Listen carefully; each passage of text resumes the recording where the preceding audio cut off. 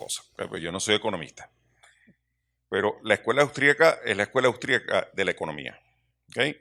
Es un método y una forma de entender la economía, es una forma particular en relación a la mayoría de las otras escuelas.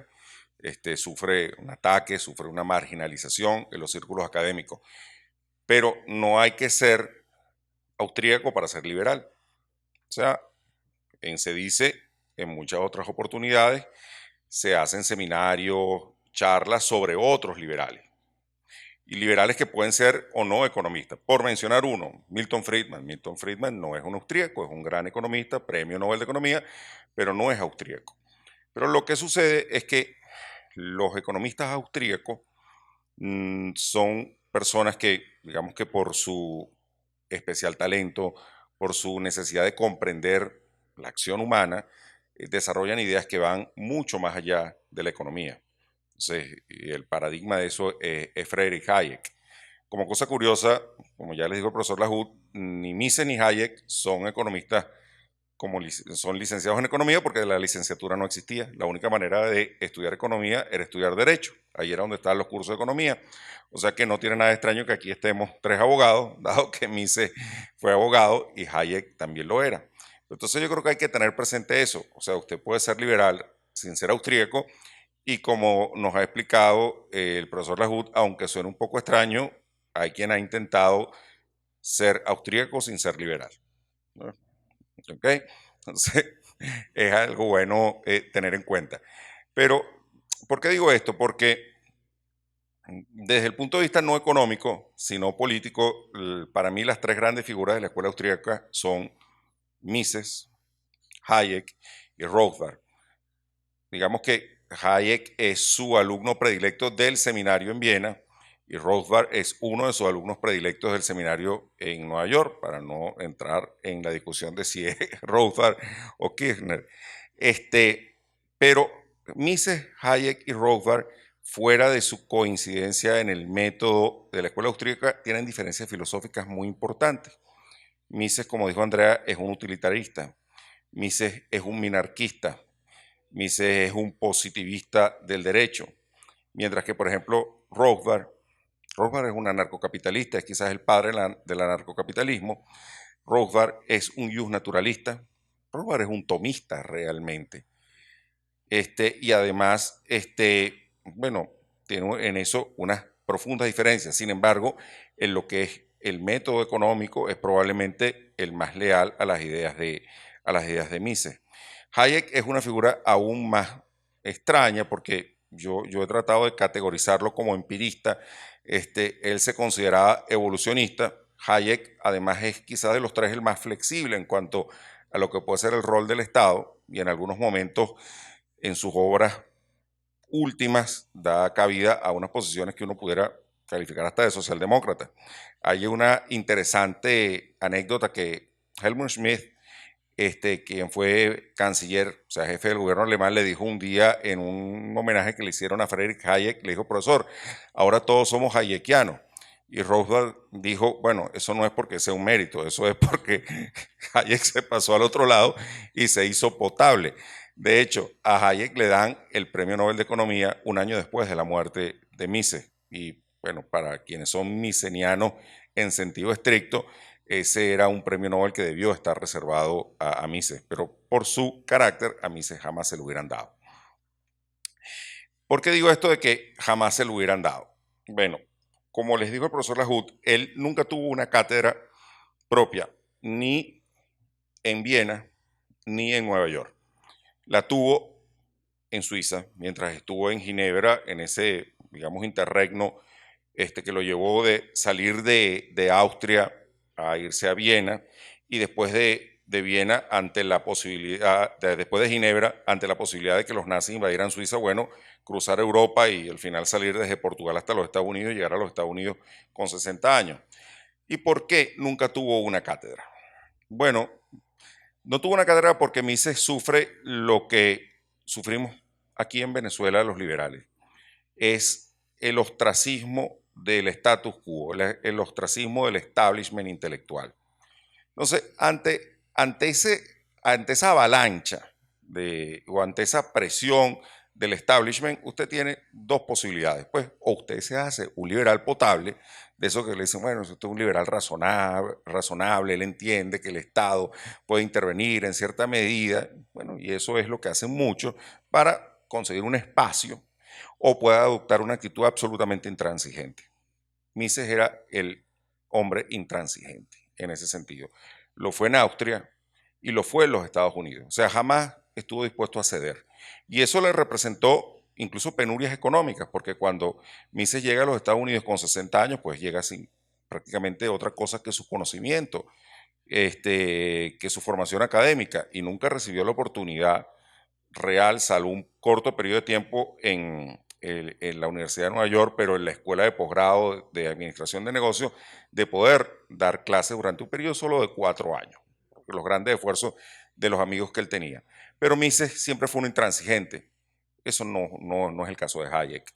Hayek tenía otro tipo de personalidad, quizás su paso por Inglaterra lo ayudó a flexibilizar un poco el espíritu germánico que podían traer de Austria. Pero Mises siempre fue un intransigente. Y hay una anécdota interesante. Cuando se funda la Sociedad Montpellerin, disculpen la pronunciación, que no es la del idioma original, en una de las primeras reuniones, que es una iniciativa de Hayek, por supuesto está invitado Mises. Y estaban discutiendo la posibilidad de un salario, ¿cómo llaman esto ahorita? No es un salario mínimo, es un ingreso mínimo garantizado, pues, universal. Exacto. Que Hayek en algunas obras lo defiende. Y bueno, Mises se paró fúrico y tiró los papeles que tenía, tiró los libros que tenía delante, se fue y tiró la puerta. Y se salió de la reunión y dijo que él no iba más.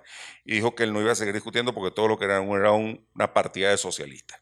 No le importó incluso hacerlo con ese grupo de personas.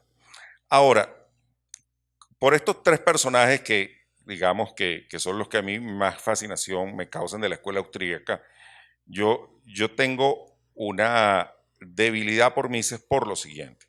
Porque cuando uno entra en discusiones sobre el liberalismo, uno siempre trata de apoyarse en una figura determinada. Entonces, hay quienes tienen preferencias por Hayek, hay quienes tienen preferencias por Rothbard, y yo en algún tiempo de mi vida académica, yo siempre trataba de invocar a Rothbard. Y ¿saben lo que me pasó con Rothbard? Me pasó una cosa. Un día me conseguí un obituario de Rothbard al Che Guevara. Entonces decía, bueno, caramba, va a ser un poco difícil porque un obituario de Rothbard había elementos de crítica, pero alababa al Che y decía, bueno, pero realmente Rothbard es un genio, judío también, pero como que esto de el trópico y América Latina no lo entendió mucho. Entonces decía, mire, yo no quiero llevarme ese golpe.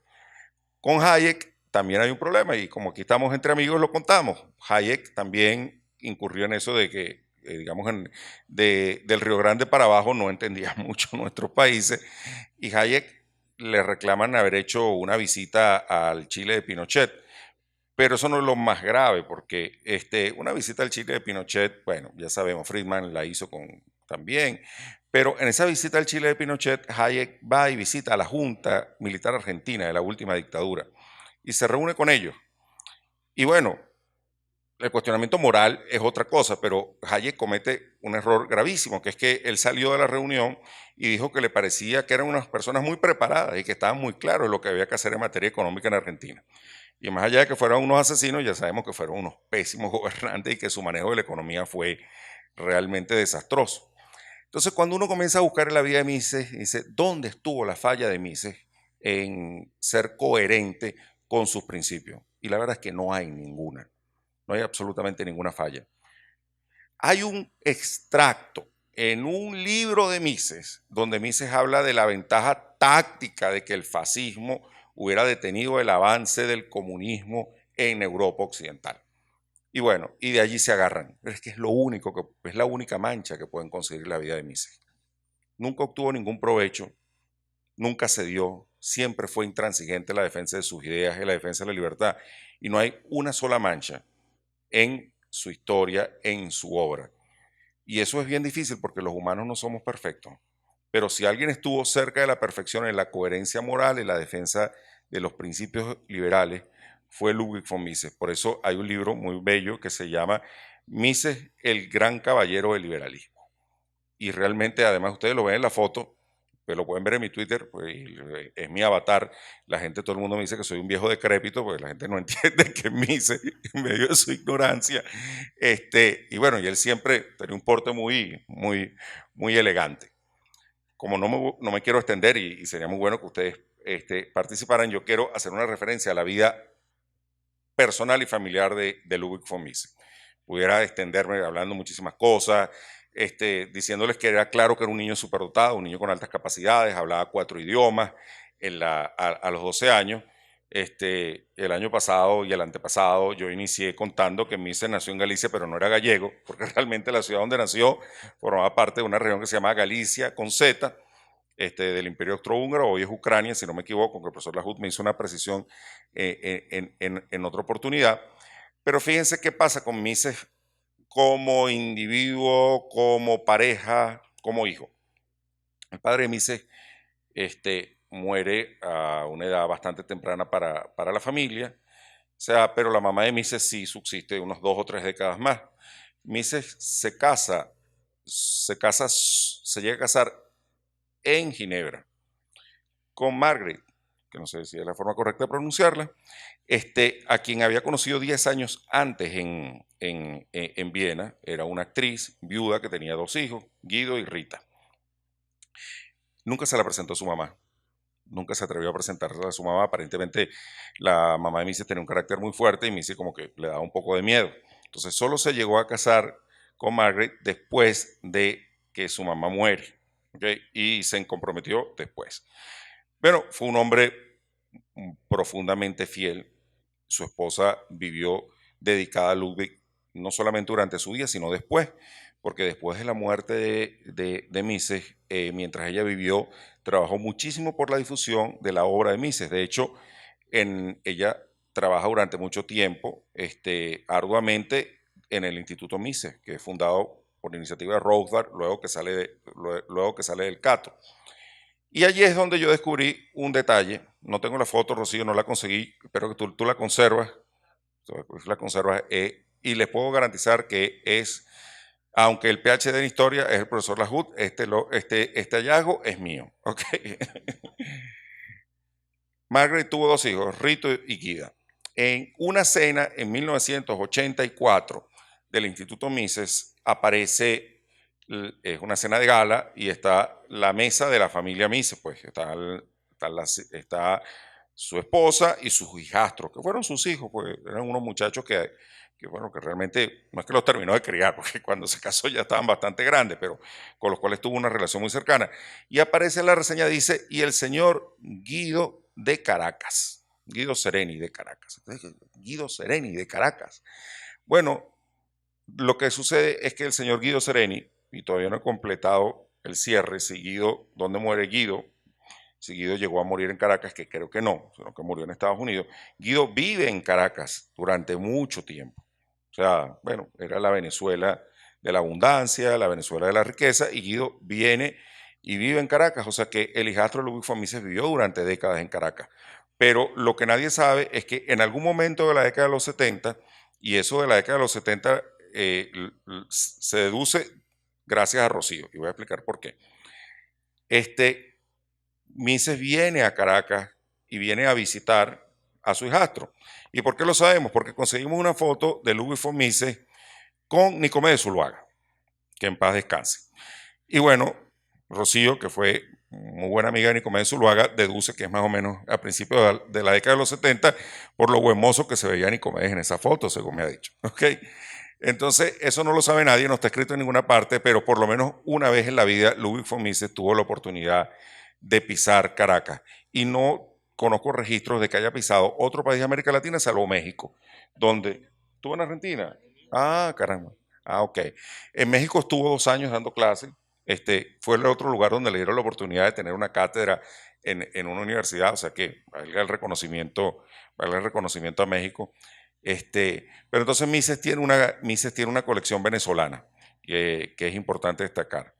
Yo quiero cerrar diciendo ¿cuál es mi libro favorito de Ludwig von Mises? Como no soy economista, Mi libro favorito de Luis von Mises no es La acción humana, pero tampoco es socialismo. Mi libro favorito de La acción humana es El gobierno de Luis von Mises, es El gobierno omnipotente. Yo lo invito a que lo lean porque sobre todo para nuestra experiencia como venezolanos y por lo que hemos vivido, es realmente mi libro favorito. Bueno, muchísimas gracias por la oportunidad de compartir con ustedes.